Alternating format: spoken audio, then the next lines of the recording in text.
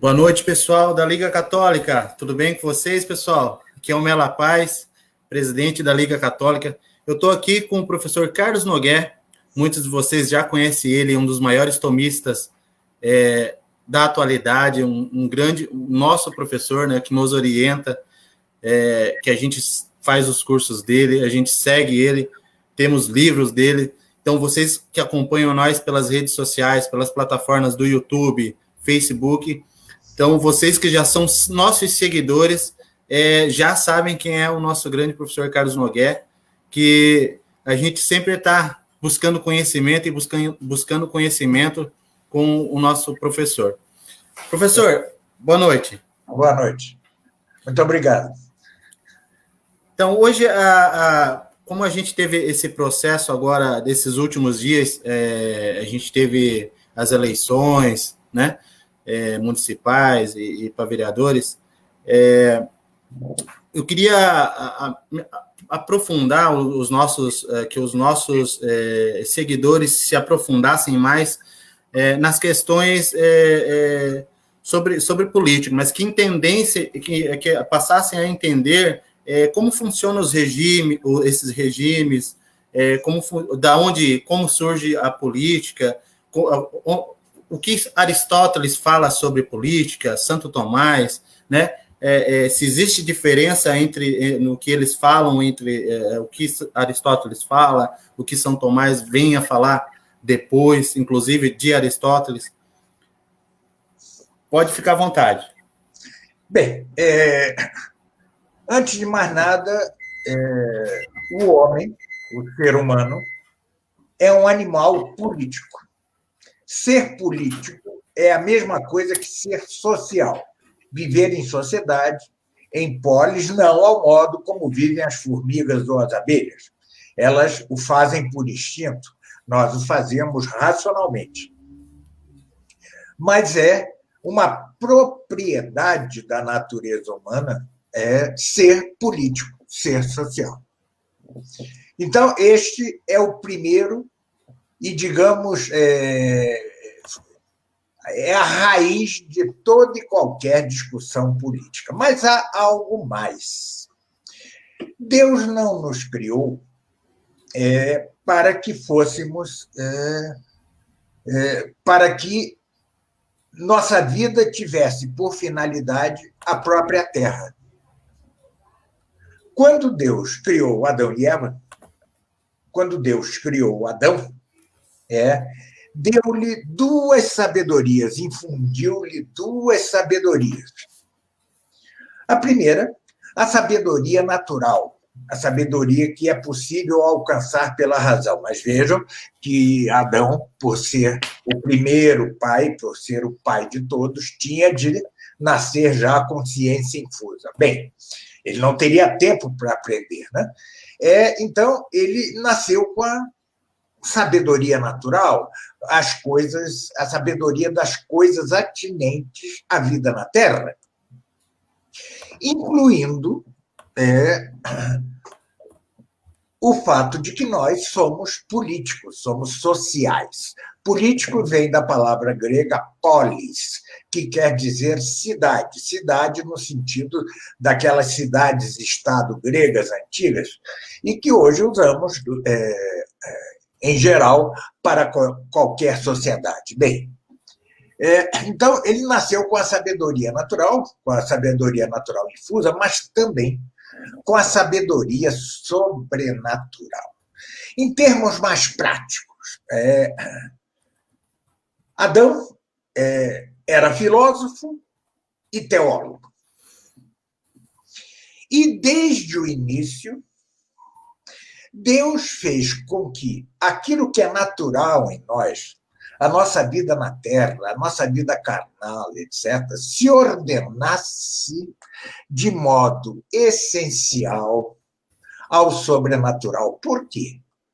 Porque o fim que Deus quis liberrimamente dar ao homem é a beatitude eterna, ou seja, um dia ver a Deus mesmo por essência. aquilo que o olho nunca viu, que o ouvido nunca ouviu e que nenhuma inteligência foi capaz de conceber. Então, Adão foi o primeiro rei e o primeiro pontífice da história humana. Com a diferença de que, nele, a realeza estava para o pontificado, assim como o nosso corpo está para a nossa alma, ou seja, ordenado essencialmente. Por que alimentamos o corpo? Por que cuidamos do corpo? Pelo corpo mesmo? Não. Fazemos-lo para que o corpo nos sirva à alma, nos sirva ao pensamento, nos sirva a todos os nossos dons intelectuais. É para isso que cuidamos do corpo. Só uma sociedade doente, como a atual, é capaz de pensar no corpo como um fim em si. Não é, né? O corpo se ordena, está subordinado à alma. Assim também, analogamente, em Adão, a realeza terrena estava subordinada ao pontificado de ordem sobrenatural. Mas Adão e Eva pecaram. E o que nós vemos é que essas duas sabedorias se dividem. Se dividem. A sabedoria terrena vai para um lado, a natural vai para um lado, e para o outro lado vai a sabedoria sobrenatural. No âmbito da sabedoria terrena, é Caim que matou Abel, é o primeiro assassino da história. Ele funda uma cidade chamada Enoque e seus descendentes, né?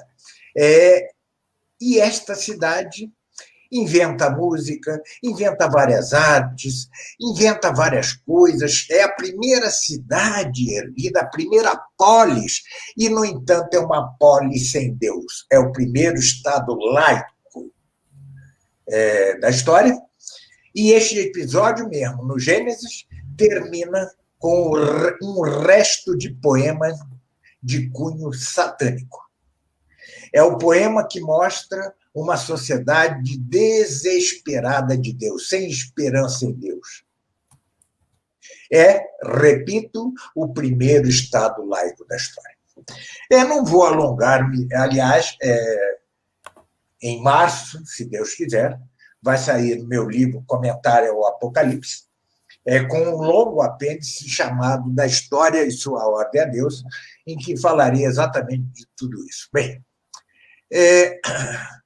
todos sabemos que o homem voltou a pecar, a iniquidade se espalhou e Deus quis eliminar toda a raça humana, salvo Noé e seus familiares mais próximos, seus 3 filhos com suas 3 noras. Afora o conjunto de animais que entrou na arca. Bem, destes 3 filhos, um era Sem, outro era Cã, outro era Jafé. Sem foi abençoado por Noé, e dele, 1000 anos depois, nasceria Abraão, com quem Deus selaria a primeira aliança.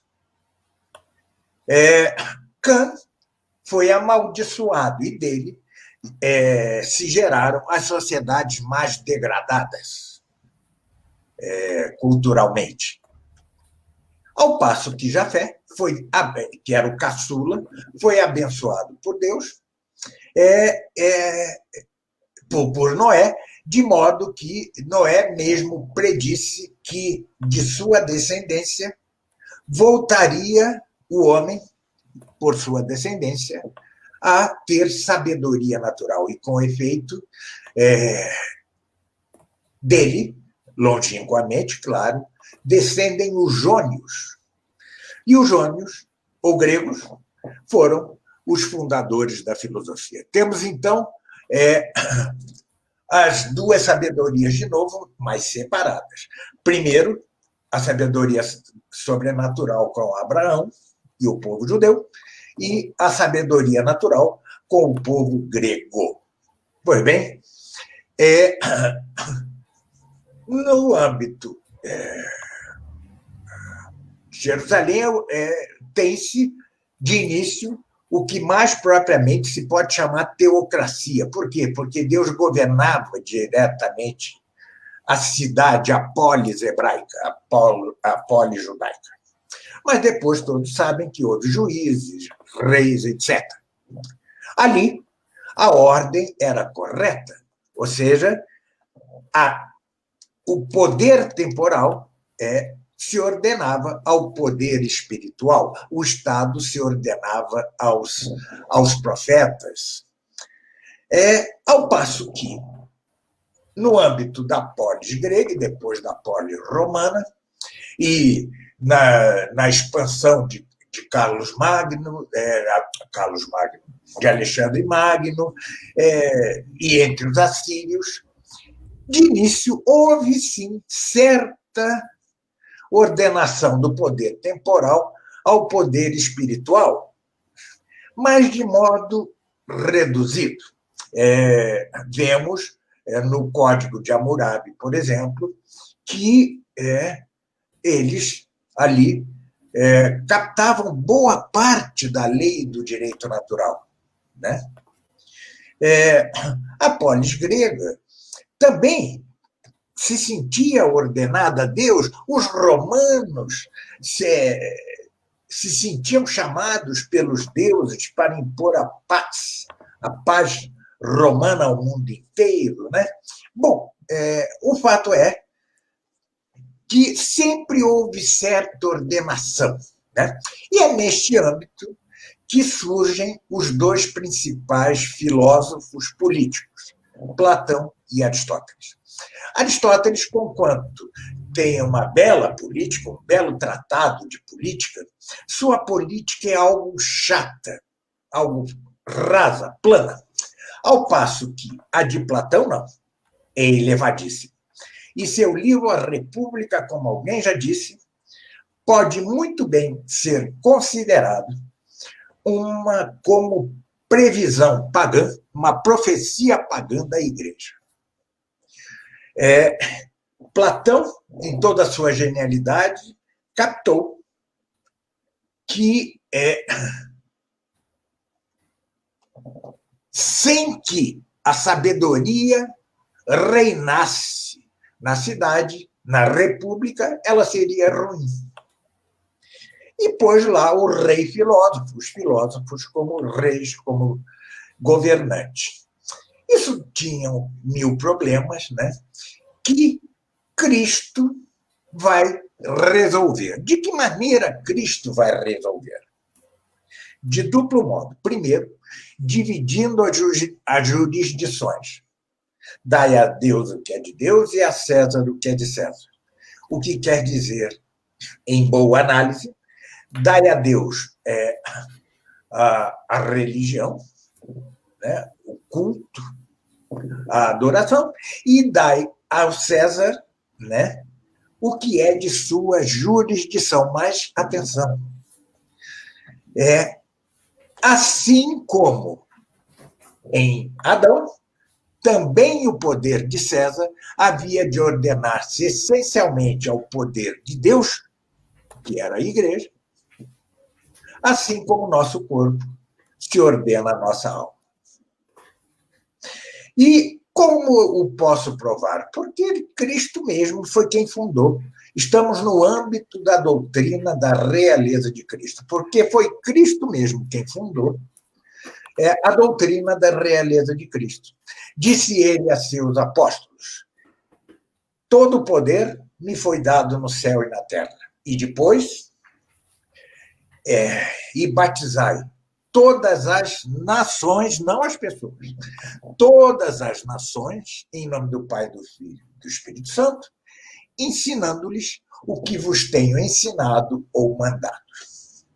O que quer dizer que Cristo ordenou que as nações fossem cristãs, e mais que isso, ordenou que as nações fossem membros da Igreja a título de pessoas morais. Bem, No início, todos sabem o drama que foi ser cristão, né? Foram séculos de martírio, mas não se creia, atenção, que os apóstolos, e sobretudo Pedro e Paulo, não soubessem que um dia o Império Romano pelo menos ajudaria a religião cristã, ajudaria a igreja. E, com efeito, eles foram para onde? Para Roma. Foram para a cidade eterna, que agora se tornou eterna, de fato, enquanto sede do poder espiritual que é a igreja. Então, aqueles séculos de martírio, de sangue, foram séculos de sangue lustral.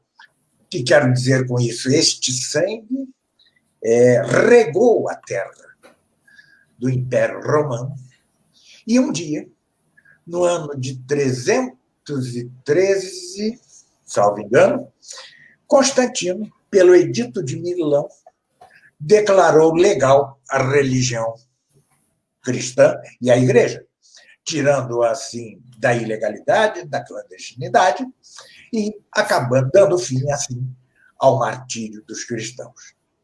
Logo, porém, o imperador Teodósio, mais que isso, faria do cristianismo a religião de Roma, mas mais que isso. O Império Romano, a partir de agora cristão, passa a ser membro da igreja e se ordena de modo essencial ao poder espiritual, ou seja, à igreja, ao Papa, assim como o corpo se ordena à alma no composto humano, e tal como se dava perfeitamente em Adão antes do pecado. Todos sabem o desdobramento disso. Um dia, o Império Romano, por suas próprias debilidades já intrínsecas, né, caiu sob os golpes sanguinolentos dos bárbaros. Né? Foram períodos de trevas, foram um período de trevas. Acabou-se a polis. Só haviam grupos isolados no campo, né? Pequenos núcleos urbanos, sempre sob o risco de morte por novas invasões bárbaras. Mas, como dizia Santo Agostinho, em vez de chorarmos a queda do Império Romano cristão, evangelizemos esses bárbaros. Eles querem ser evangelizados. Foi essa a grande intuição de Santo Agostinho e da igreja como um todo. A igreja passou a evangelizar os bárbaros. E, ao fazê-lo, propiciou o surgimento do Império Carolíngio, de Carlos Magno, que é a primeira reorganização estatal. Né? E lembre-se de que o imperador Carlos Magno foi coroado pelo Papa. Esta cerimônia de coroação de imperadores e reis pelo Papa indica exatamente que é o Papa quem autoriza o imperador a ser imperador e o rei a ser rei. Outra vez, a ordenação essencial do poder temporal, ou Estado, ao poder espiritual, ou igreja. Durou pouco esse renascimento carolíngio, nova onda de invasões bárbaras, surge o feudalismo. Né? O que é o feudalismo? São camponeses fugindo da morte e da fome, que se tornavam vassalos de guerreiros, de nobres guerreiros, para que pudessem trabalhar nas terras desse senhor feudal, né, que os protegeria dentro dos muros do feudo. Não vou entrar em muitos detalhes, mas o fato é que os bárbaros evangelizados eram bárbaros eram bárbaros. Ainda que cristãos, continuavam bárbaros em vários sentidos. Tinham hábitos e costumes bárbaros. Eram demasiado lúbricos, sensuais, né? E isto contaminou a própria igreja, de modo que houve o século de ferro, século X, XI, que foi um período nigérrimo da igreja, assim como será também no século XIV, no século XV. Bom, não vou antecipar a coisa. Mas o movimento reformista e de grandes santos e de grandes papas conseguiu reverter essa situação calamitosa na igreja e tem-se, então, o momento áureo da cristandade. Século XI, XII, XIII. Final do século XI, XII e XIII, sobretudo. É nele que surge, século XIII, que surge o maior de todos os teólogos, o maior de todos os contemplativos da história, que é Santo Tomás de Aquino, doutor comum da Igreja, cuja doutrina é a única, como disse Pio XI, que a Igreja fez sua. Bom, ele, em seu livro Do Reino, que traduzi, está aí publicado, Do Reino e Outros Escritos, né? É um livro belíssimo, ele reafirma a doutrina da ordenação essencial do Estado à Igreja. É claro que já o fizeram, já o tinham feito papas, né? Inocêncio III comparava o Estado à Igreja ao Sol e à Lua. A Lua tem sua luz graças ao Sol, do Sol. Assim também o Estado tem sua luz da Igreja. E pouco depois da morte de São Tomás, Bonifácio VIII emite a bula Unam Sanctam, onde afirma a doutrina dos dois gládios. A Igreja tem dois gládios ou espadas. Uma, a espada espiritual, que é manejada pela própria Igreja. E outra, a espada temporal, ou seja, o Estado, que é manejado pelos governantes, pelos soldados, pelos nobres, mas sob a direção espiritual da Igreja. Veja que o século XIII é o auge da perfeição disto. E o conjunto das nações e reinos de então constituíam a chamada cristandade. Era como se fosse uma grande nação cristã. Claro que havia guerras entre os reinos, mas na hora de unir-se, por exemplo, para retomar Jerusalém, eles se uniam nas cruzadas. As cruzadas, que foram grandemente propugnadas por São Bernardo de Claraval, eram fatores de unificação dos reinos cristãos, de domesticação dos bárbaros. Agora a sua violência se aplicava a algo bom, a uma finalidade boa, e, de fato, deram à Igreja aquilo que lhe é devido à direção espiritual sobre toda a cristandade. Estamos no século XIII. Morre Santo Tomás. Santo Tomás, que, vejam, quando Inocêncio III fala do Sol e da Lua, quando Bonifácio VIII fala, e outros, né? Eu só estou resumindo. Quando Bonifácio VIII fala das duas espadas, eles estão usando uma linguagem metafórica. Quando Santo Tomás fala da ordenação do Estado à Igreja como do corpo à alma, não está fazendo metáfora, está usando uma analogia chamada própria. Bem, como o nosso fim, o nosso reino, ao fim e ao cabo, não é nesta terra, e como, apesar de tudo, somos filhos do pecado original, O nosso fim é Jerusalém Celeste. É a virtude da esperança, que é teologal e que é infundida em nós, é nos dada para aspirar, para suspirar pela Jerusalém Celeste, não por reino nenhum terreno. Então, assim que morre Santo Tomás, um bispo francês, Etienne Tampier, condena parte de sua doutrina erradamente, né?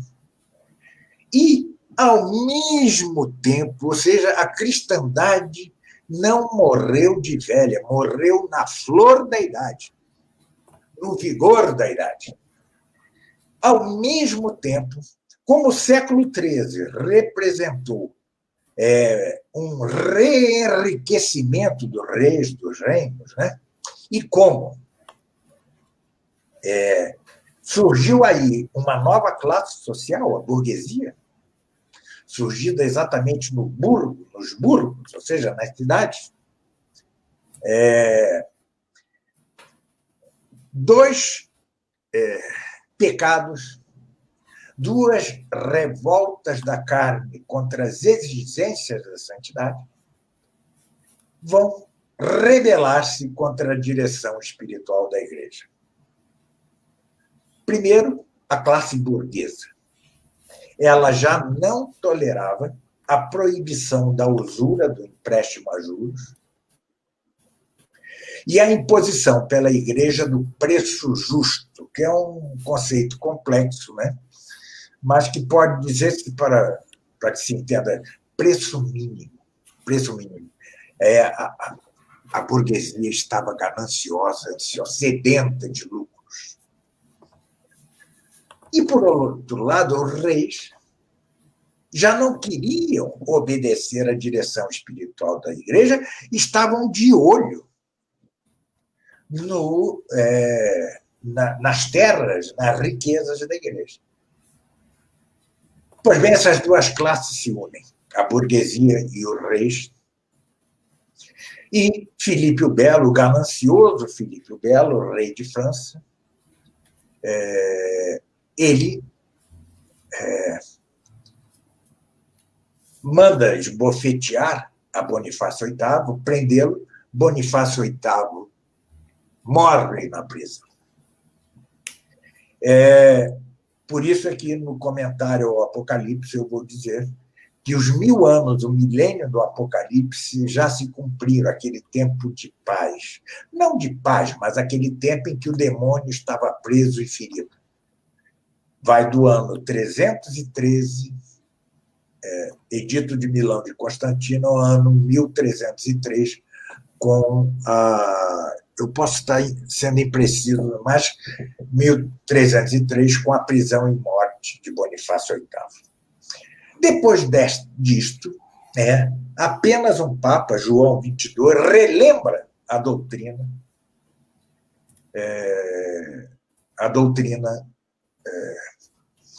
da ordenação essencial do Estado da Igreja. Começa a decadência, aquilo que o historiador holandês Jan Huizinga chamou o outono da Idade Média, ao século XIV e o século XV. Os reis cada vez menos obedecem ao Papa, a burguesia cada vez menos obedece ao Papa e a usura começa a correr solta, o preço justo vai para o beleléu, e a Igreja fica acuada. Mais que isso, novamente a Igreja se corrompe no século XV, sobretudo, aparecem os reis humanistas, o que se perpetua com os Borgias no século XVI, etc. Um verdadeiro escândalo, uma página triste da história da Igreja, em que se esqueceu completamente a ordenação essencial do Estado da Igreja.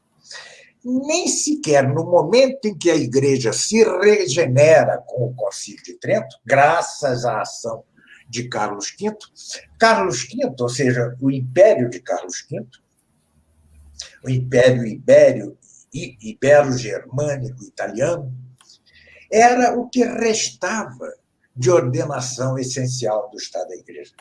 Nada mais se ordenava. Ao contrário, na França, chamada França Católica, não era o Estado que se ordenava à Igreja, era a Igreja que se ordenava ao Estado, porque o rei mandava na Igreja. Tanto é assim que, na hora da Batalha de Lepanto contra a armada turca, o rei de França, de então, Francisco I, não cedeu suas tropas ao Papa. Só cederam suas tropas ao Papa, né? O Carlos V, já era Filipe II, filho de Carlos V, João de Áustria, que era filho bastardo de Carlos V, que foi o comandante vitorioso da Batalha de Lepanto, e pequenas cidades italianas.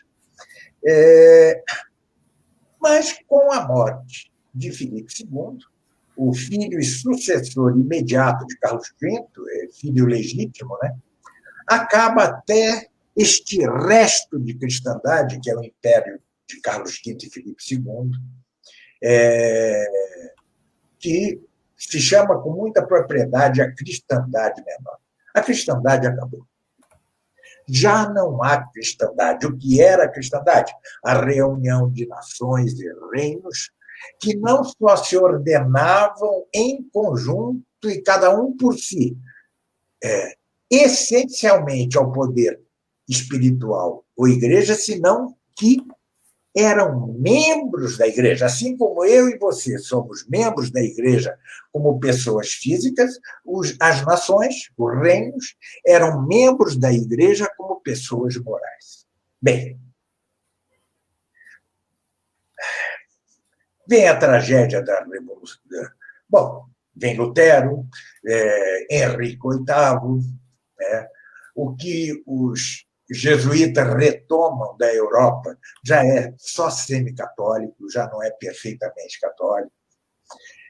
Henrique VIII, Lutero, a Revolução Francesa, a Revolução Inglesa, as várias revoluções inglesas, até culminar na Revolução Industrial. Aliás, tanto a Revolução Industrial inglesa como a Revolução Francesa foram uma grave ofensa não só à igreja, não só, mas também aos próprios trabalhadores. Na Revolução Francesa, por exemplo, a Lei Le Chapelier proibia as corporações de ofício, que tinha sido o instrumento de defesa dos trabalhadores durante tantos séculos, né? Nas guerras civis inglesas, os latifundiários presbiterianos tiraram ao povo as terras comuns onde eles podiam trabalhar. Daí resultando o radicalismo de várias seitas, mais ou menos puritanas, etc. Bem, ali surge o socialismo, surge ali na Inglaterra.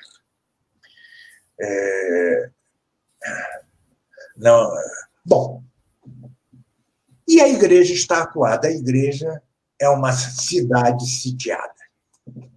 Em vez de os estados, as nações, se ordenarem à igreja em vista à salvação eterna dos seus cidadãos, os estados cada vez mais se opõem frontalmente à igreja. Mas é com Leão XIII, em sua Immortale Dei, que ressurge o tema de Santo Tomás.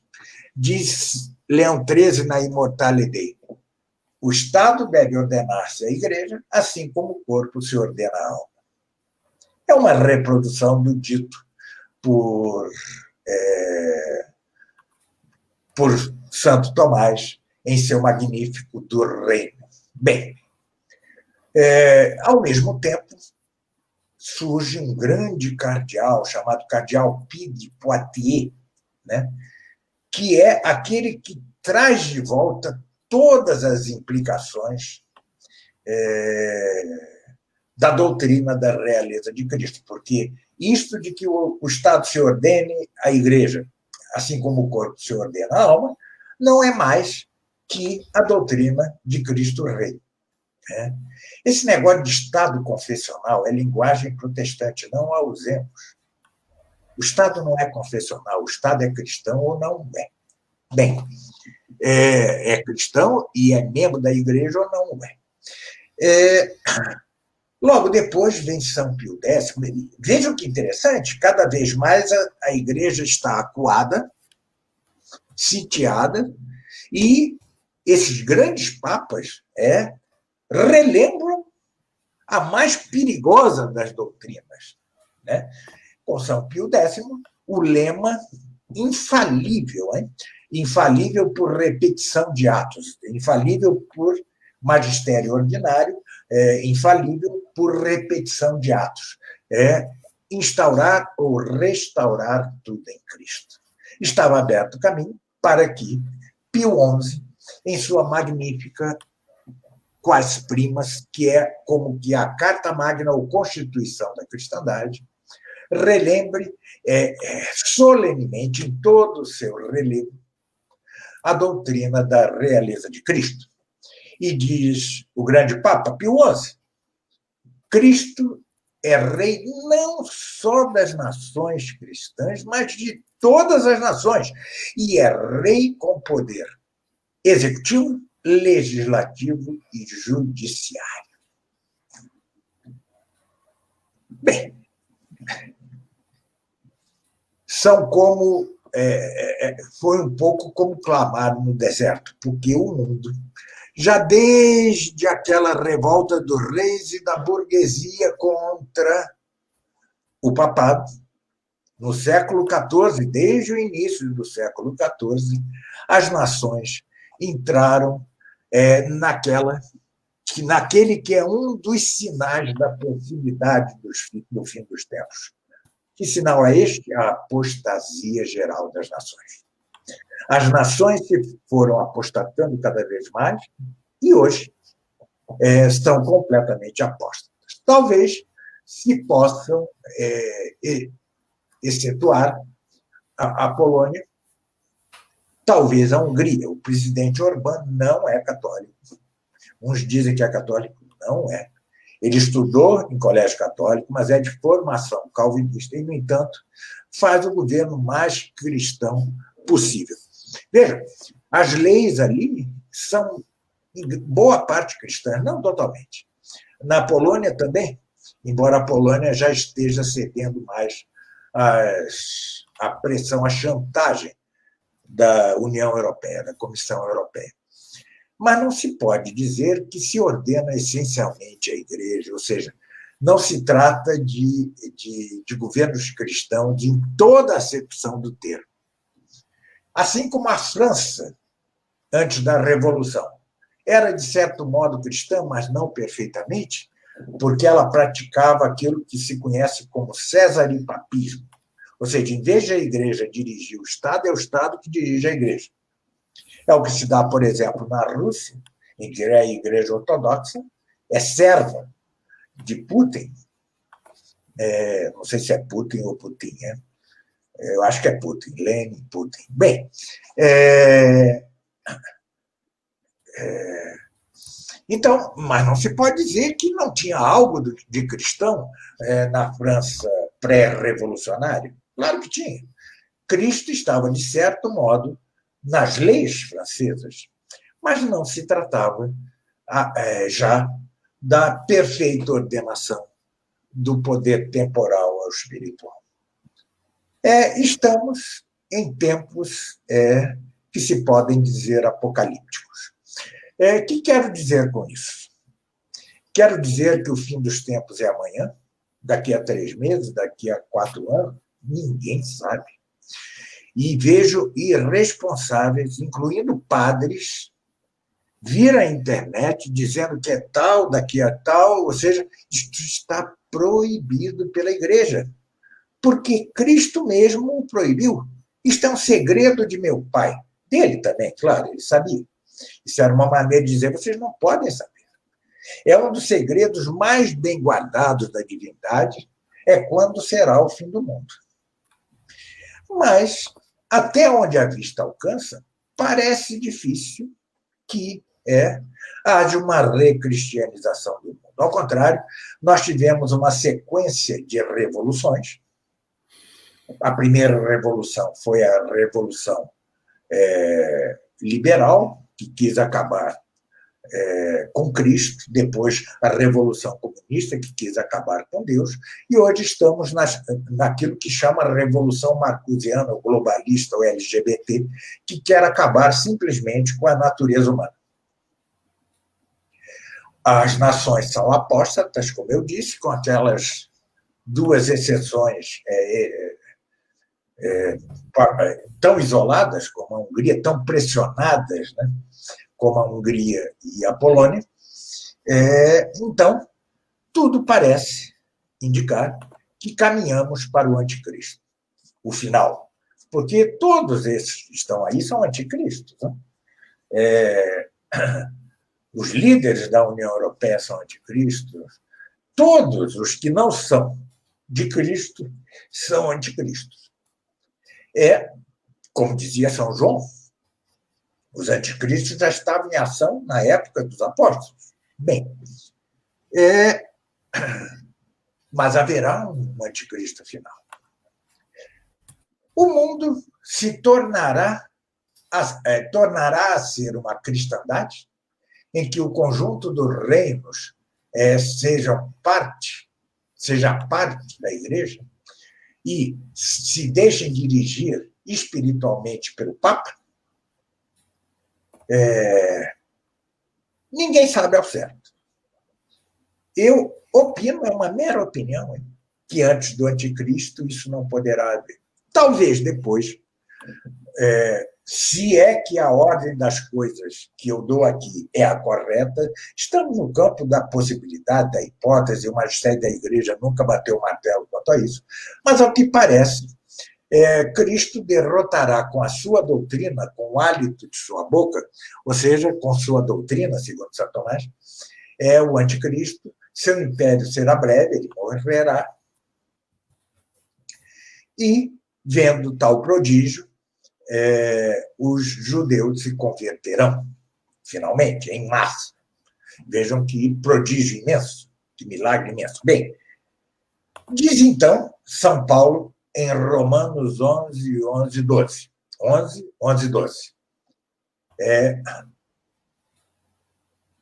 Se a queda dos judeus, ou seja, seu não reconhecimento do Messias e seu deicídio, também fez a nós, os gentios, aos gentios, quão mais bem não fará a sua conversão? E aqueles que se haviam entibiado na fé voltarão ao antigo fervor da fé. É coisa lacônica, não dá para deduzir daí, obrigatoriamente, conquanto alguns teólogos importantes o façam, né? Que vai haver um ressurgimento da cristandade, da igreja, não dá, mas também não é impossível. Estamos no âmbito da mera conjectura. A maioria dos santos e doutores pendia para achar que depois da conversão dos judeus, da morte do anticristo, da conversão dos judeus, logo viria a parousia, aconteceria a segunda e definitiva vinda de Cristo, com a criação de nova terra, de novos céus, a ressurreição dos corpos, do julgamento dos vivos e dos mortos, etc., etc., tudo aquilo que já sabemos. Por exemplo, Santo Antônio Maria Claret, que com a prudência do santo, dizia, parece, isso no século XIX, parece que estamos no último período da Terra. Parece. Quanto tempo? 2.000 anos? 100 anos? 50 anos? 2 anos? Não se sabe. Não se sabe. Este é um segredo de Deus, guardado a 14 chaves.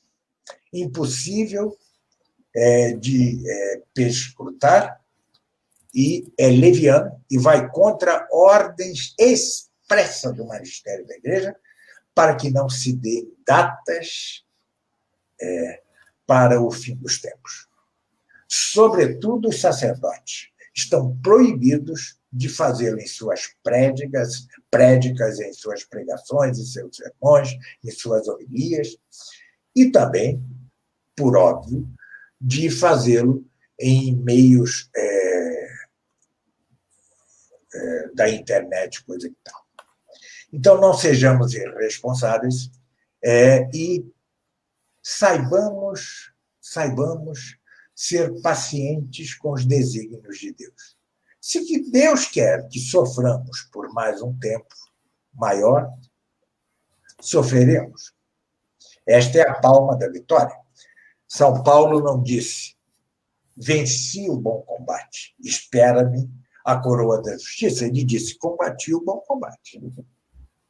Cabe-nos combater o bom combate, defender a realeza de Cristo, defender que os Estados se põem sob a realeza de Cristo e a direção espiritual da Igreja, ou não passarão de cadáveres de sociedade e carniça para demônios. E isso devemos dizer até o último instante de nossa vida, e os cristãos, os católicos, os verdadeiros católicos, os verdadeiros cristãos, devem dizê-lo até o último dia desta terra. E fazendo, não fazemos senão repetir o que disse Cristo mesmo: todo poder me foi dado no céu e na terra. Isso aí, professor. E, professor, então quer dizer que ninguém chutando a volta de Jesus Cristo, é? Não pode chutar, não. Está proibido. É proibido. E, professor, então, de todos esses regimes aí que a gente viu, cristandade, desde lá da polis, né, as cidades-estados, o professor passou por toda a história, né, até na modernidade agora, onde nós estamos, qual seria assim o regime político? Qual seria o melhor deles? Assim, o que se chegasse assim, o que é próximo, mais ou menos seria uma cristandade ou o que seria? Não, ou seja, a Igreja nunca se posicionou com preferência por este ou aquele regime. Há 3 regimes básicos: a monarquia, a aristocracia e aquilo que São Tomás chamava polícia. Não tem tradução. Cada um desses regimes tinha sua corrupção. A corrupção da monarquia era a tirania.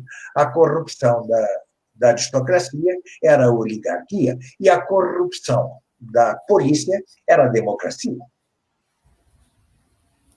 Santo Tomás preferia um regime misto. Eu falo desse regime misto, complicado, não é fácil entendê-lo. Eu falo na apresentação do livro do Reino e Outros Escritos.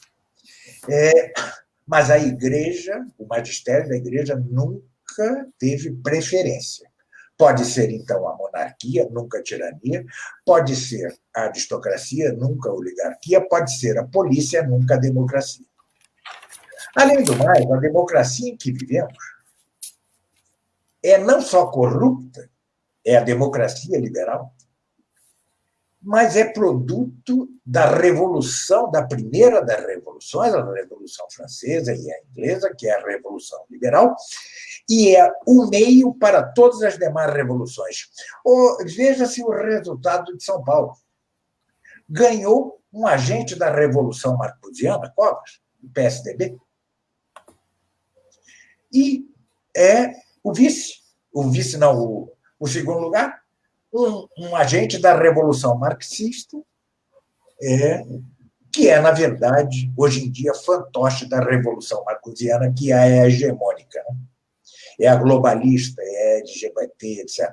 De modo que, por exemplo, Biden é marcosiano sem ser de modo algum marxista, assim como Covas é marcosiano sem ser marxista. Bem, a democracia liberal, que seria a expressão da voz do povo, vox populi, vox dei, né? É o oposto, está nos antípodas da doutrina da realeza de Cristo. O que deve governar a sociedade é a voz de Cristo, não a voz do povo. Depois, isso de que é o povo que manda na democracia é um blefe. O povo é manipulado pela mídia, o povo é manipulado pelo poder econômico, o povo é manipulado pelo teatrinho das eleições de 2 em 2 anos.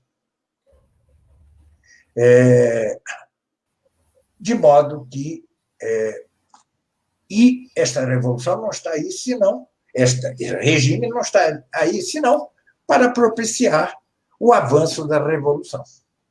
Atenção, tanto Bolsonaro como Trump, por exemplo, não são bens, não são um bem. Eles são males, ainda que menores que Biden e Haddad. São males menores. Mas mal menor não deixa de ser mal, não se torna bem. E por que Trump e Bolsonaro são males? Porque eles defendem a democracia liberal, que será a pá de cal sobre eles mesmos. Patética a situação de Trump, dizendo que foi fraude. Não foi fraude. É que, sob seu governo, assim como está acontecendo no Brasil, está avançando a Revolução Marcosiana. Aqui no Brasil, a marcosiana e um pouquinho também a marxista. Nos Estados Unidos, mais a marcosiana. Sob o nariz de Trump e sob o nariz de Bolsonaro. Lembra-me palavras de Pio XII, ao Congresso da Liga Feminina de Católicas, em que ele dizia: vemos pessoas que querem manter como que o fulgor externo da religião e dizer Deus acima de tudo, né? Mas não querem o fundamento real da coisa, que é a ordenação do poder espiritual ao poder, do poder temporal ao poder espiritual. Isso eles não querem. Nem Trump, nem Bolsonaro, nem nada dessa direita liberal conservadora. Então, a democracia liberal não é o mal, é o pior dos males, porque é dela que surge a Revolução Comunista, é dela que surge a Revolução Marxiana, é dela que o mundo vai padecer Biden, é dela que o mundo está padecendo, a Europa está padecendo a tirania dentro da democracia liberal, a tirania dos globalistas. E isto vai acontecer no Brasil, parece-me que inevitavelmente. Vejam as eleições patéticas, o resultado patético destas últimas eleições. Bolsonaro não fez nada. Em Belém do Pará, onde ele ganhou na eleição para presidente, o candidato que ele apoiou perdeu para o candidato de ninguém menos que o PSOL, que é o partido mais perigoso de todos aqui no Brasil. Então, é isso. A democracia liberal é uma farsa, e o povo é gado nela, né? É manipulado pela mídia, é manipulado pelo poder econômico, é manipulado pela historiazinha do revezamento no poder de direita e esquerda. Vocês já viram o que é isso? Veja os Estados Unidos, Roosevelt, democrata, deu metade da Europa para a União Soviética. Da Europa e do mundo, né? Aí vão dizer, os democratas. Pois é, Nixon inventou a China atual. A China, na época de Nixon, estava para acabar. A fome graçava naquele país, eles não conseguiam nada, até que Nixon inventou um Estado comunista capitalista, que é o da China hoje. Isso é uma invenção de Nixon, e Nixon era o quê? Republicano. Isto é um joguinho manipulado pelos verdadeiros poderes, que é o poder financeiro, que é o poder dos grandes bancos, da banca internacional, das grandes megacorporações. Dizem que há 12 famílias que mandam no mundo. Ainda que seja um exagero, de fato, creio que há poucas famílias que mandam no mundo. Né? E vejam a importância de um personagem tenebroso como George Soros, né? Um financista, patrocina a revolução que quer acabar com a natureza humana. É o que eu chamo a revolução marcusiana, ou globalista, ou LGBT, o que você quiser. O que se quiser. Ele patrocina.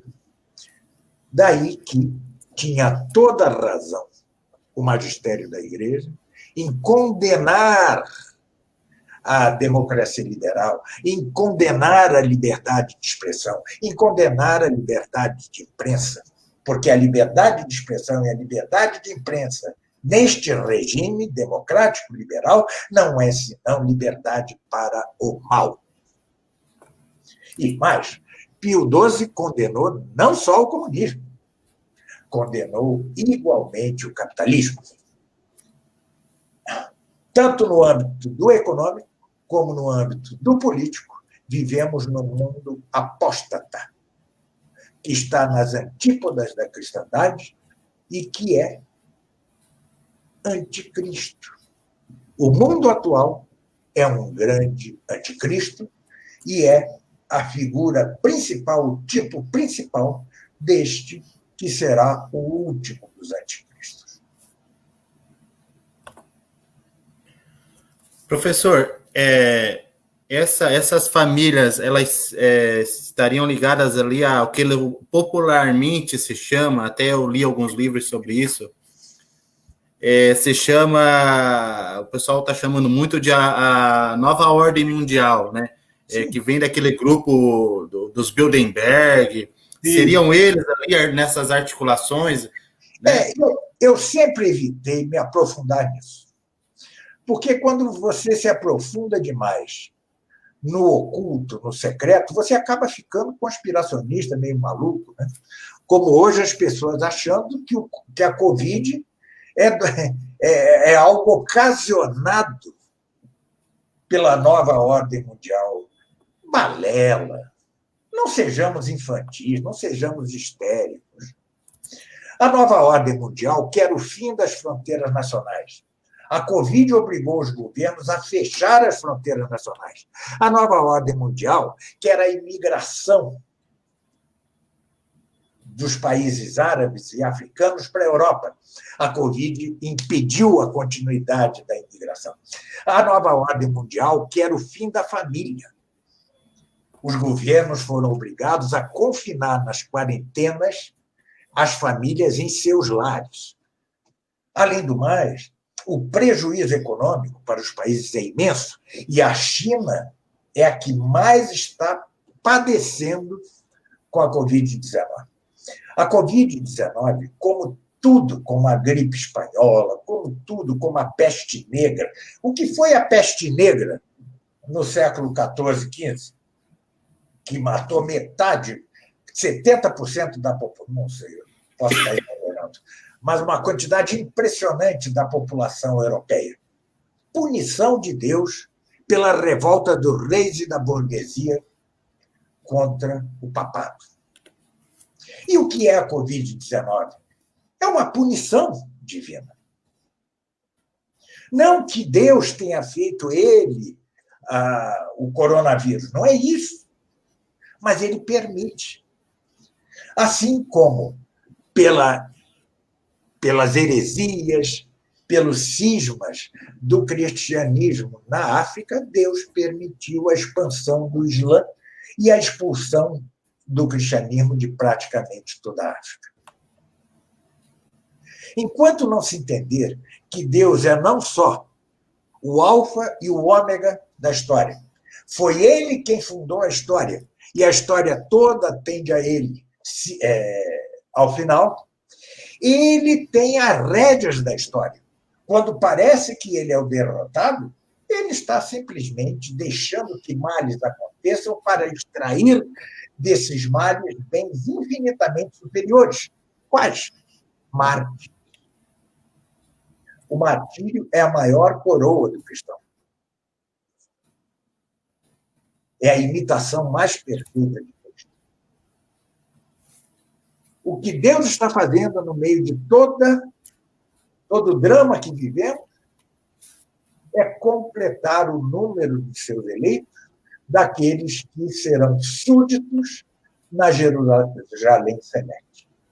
Enquanto o católico ou o cristão ficar discutindo politiquinha terrena, em vez de suspirar tão somente pela Jerusalém celeste, ele mesmo contribuirá para o advento do anticristo. Infelizmente, o católico de hoje é filho da revolução. Infelizmente, o católico, e não só os leigos, também a hierarquia da igreja, em grande parte, são filhos da revolução, são liberais eles mesmos. Não imaginam nada senão essa democracia fajuta em que vivemos, essa farsa eleitoral. Isto é uma farsa, isto é um joguinho, isso é conversa para pôr e dormir, isso é conversa para manipular e tirar. Dizia São Pio X, a democracia liberal é mais universal que a igreja e está feito para que um dia o mundo seja todo um desenfreio das paixões. Paixões desgovernadas e tal. E não é o que vemos hoje. Era profético, São Pio X. Então, sejamos católicos. Olhemos para quem nos pode ensinar. O magistério infalível da igreja. Inocêncio III, Bonifácio VIII, Leão XIII, Pio X, Pio XI, Pio XII. Leiamos Santo Tomás, leamos Santo Afonso Maria de Ligório, leamos Santo Agostinho e deixemos de acompanhar como se fosse uma novelazinha de televisão, né? Se houve ou não fraude nos Estados Unidos, patético tudo aquilo. Isto não é nosso papel. Nosso papel é estar conforme a doutrina cristã da realeza de Cristo e conforme com os desígnios de Deus. Nós temos tripla virtude teologal. Se estamos em estado de graça. A virtude teologal da caridade, da fé e da esperança. E o primeiro produto da esperança, que nos é dada, repito, para suspirarmos pela Jerusalém celeste, para que nós mesmos estejamos lá, o primeiro produto da esperança é a confiança nos desígnios de Deus. O mundo está desabando sobre nossa cabeça? Seja feita a vossa vontade, assim na terra como no céu. Não é o que rezamos? Então, devemos repetir duas coisas. Venha a nós o vosso reino, assim na terra como no céu. Olha, assim na terra como no céu. E seja feita a vossa vontade, assim na terra como no céu. E que Bolsonaro, Trump, Biden e seja lá que outros liberais mais ou menos radicais, mais ou menos conservadores, mais ou menos revolucionários, façam o que é de sua parte. Nós não podemos ser massa de manobra de interesses estranhos, alheios ao cristianismo.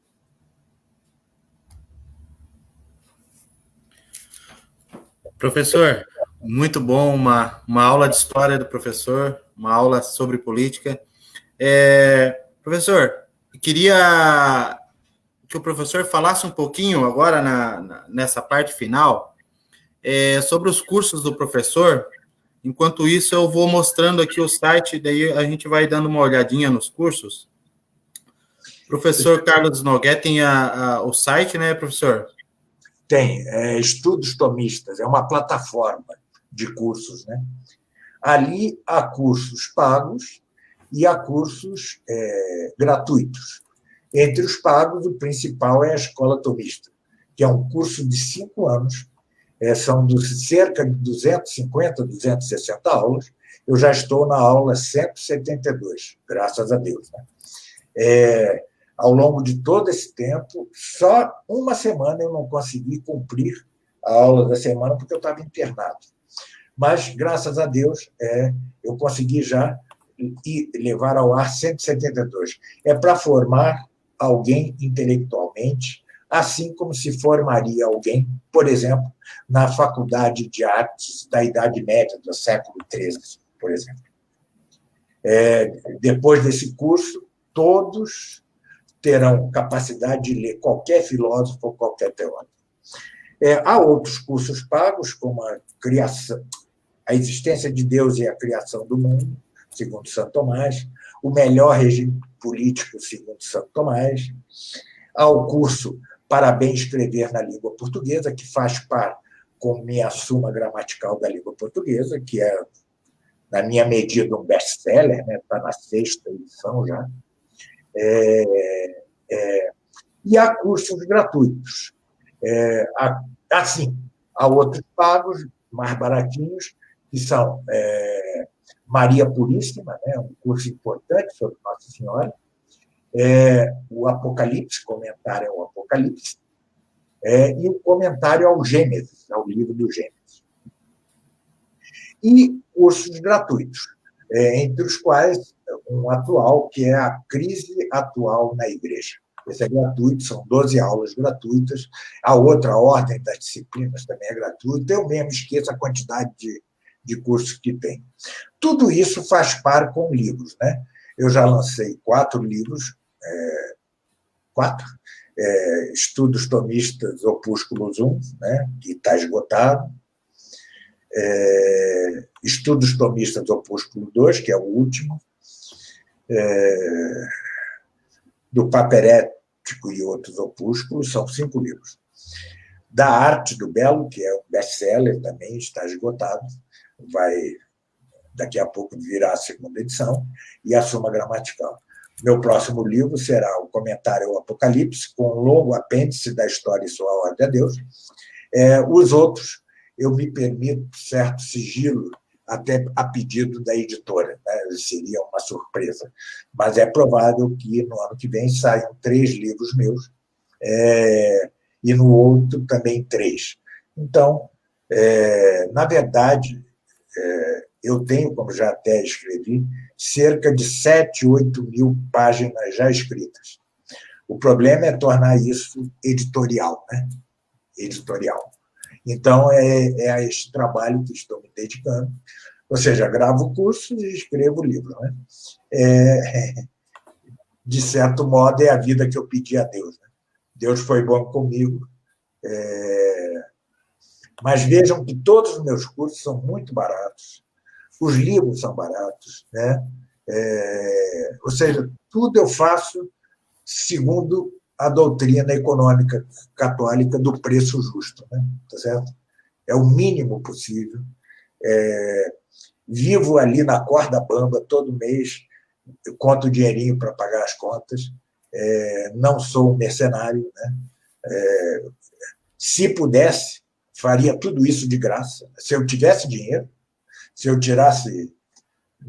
ganhasse 1 milhão na loteria, 2 milhões, eu daria livros de graça, eu daria curso de graça. Meu objetivo, eu tenho de sobreviver, mas tenho certeza que é ali na corda bamba, né? Eu sou literalmente de acordo com Sócrates, né? Sócrates levava bronca todo dia da mulher Xantipa, porque ele, em vez de trazer dinheiro dos cursos que ele dava, das aulas que ele dava, ele trazia uma galinha, né? E entregava para a Xantipa. A Xantipa, que entrou para a história como uma mulher chata, jogava coisa nele, tal. Isso não é possível. Mas ela tinha certa razão, mas ele também, né? Ele lutava contra os sofistas, né? Que só ensinavam para enriquecer-se, né? Bem, então é isso. É um trabalho intenso, já vou para 70 anos, início do ano que vem faço 70, né? Passei por maus momentos de saúde, mas agora está estável, até porque eu parei de viajar, né? Ter parado de viajar, graças à Covid-19, em parte, mas não é só isso, não. Por outras razões, o fato é que isso estabilizou a minha saúde e me possibilita. Este ano, eu já fiz vários cursos, e mantive a escola tomista, né? E lancei livros, etc. Ou seja, é uma atividade bem intensa, né? Graças a Deus, e assim será até quando Deus quiser, né? O meu objetivo, dizia Santo Tomás, né? Contemplar a verdade é uma maravilha, mas é da caridade compartilhar o contemplado, né? Como tomista, eu não posso, senão, se eu sou um tomista sério, não posso, senão, seguir o exemplo do grande mestre. Muito obrigado, professor. Queria agradecer. Queria falar para o pessoal acessarem os cursos e o site do professor. Eu mesmo sou um aluno, né? Fiz os cursos grátis do professor. Estou fazendo do Apocalipse. Então, são excelentes cursos, como o professor ali falou, né? Pessoal, muito obrigado, professor. Muito obrigado mais uma vez. Eu agradeço a aula, a presença do professor. É sempre maravilhoso contar com uma aula dessa do professor aqui.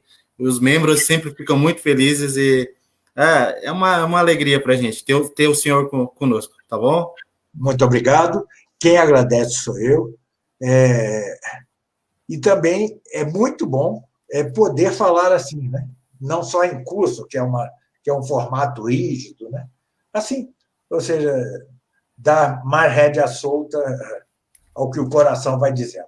Muito obrigado, e estou sempre a seu dispor.